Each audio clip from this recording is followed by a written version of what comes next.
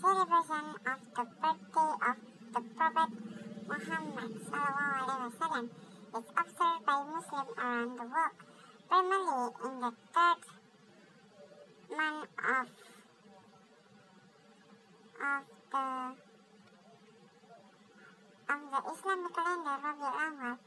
The occasion is a time for Muslims to reflect on the Prophet's life, his teaching, and his character. Celebration often involve public gathering, reciting religious poetry and hymns, giving charity, and sharing stories about his life.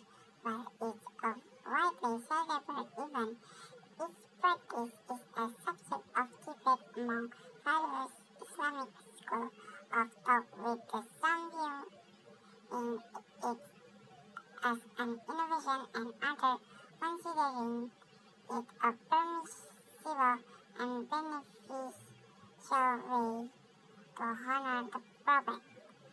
Thank you. Wassalamualaikum warahmatullahi wabarakatuh.